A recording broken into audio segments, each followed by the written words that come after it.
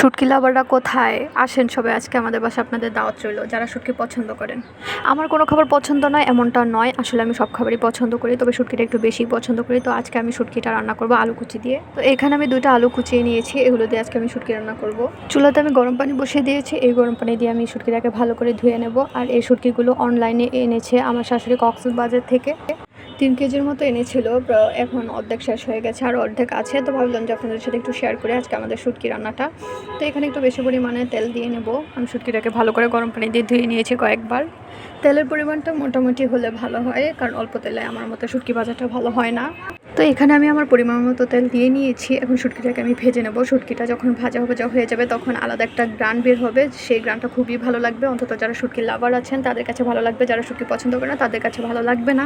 এরপর যখন পেঁয়াজ দেওয়ার পালা, আমি এখন পরিমাণ মতো পেঁয়াজ দিয়ে নেব। যেহেতু আমি এখানে আলু কুচি ব্যবহার করব সেহেতু পেঁয়াজের পরিমাণটা একটু কম দেবো। যদি আলু কুচি না দিতাম তাহলে পেঁয়াজের পরিমাণটা একটু বেশিই দিতাম। তারপরে পেঁয়াজ আর শুটকি একসাথে নাড়াচাড়া করার পর যখন বুঝবেন যে আসলে পেঁয়াজটা হয়ে গেছে, ঠিক তখনই আদা বাটা, রসুন বাটা, জিরা বাটা দিয়ে দেবেন। বাটা মশলা দিয়ে কতক্ষণ নাড়াচাড়া করার পর তারপরে দিয়ে দিলাম হলুদ, লবণ, মরিচ এবং দিয়েছি ধনিয়া গুঁড়া।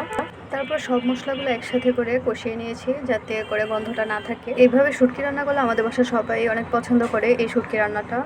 তো কিছুক্ষণ নাড়াচাড়া করার পর এখানে সামান্য পরিমাণে পানি দিয়ে নেব। তো সামান্য পরিমাণে পানি দিয়ে এটাকে কষিয়ে নিতে হবে ভালো করে। এই শুটকিটার নাম হচ্ছে কাচকি শুটকি। আমার বাবার বাড়িতে আমার কখনো এই শুটকিটা খাওয়া হয়নি, কারণ আমরা সবসময় বাড়িতে ভর্তেই খেতাম, এভাবে রান্না করে কখনো খাওয়া হয়নি।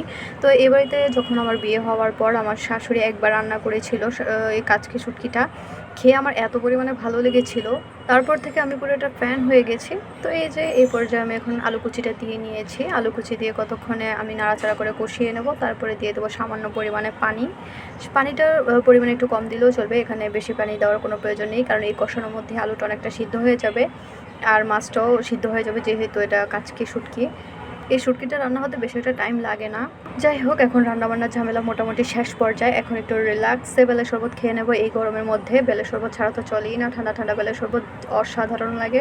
এখন আমাকে অপেক্ষা করতে হবে পানিটা শুকিয়ে যাওয়া পর্যন্ত। তো এই তো পানিটা মোটামুটি শুকিয়ে গেছে, এখন আমার এটা উঠিয়ে নেওয়ার পালা। তো এই যে উঠিয়ে নিয়েছি, এখন আমার রান্নাবান্না শেষ। টাটা সবাইকে, আর আমার রান্নাটা কেমন লাগবে জানাবেন।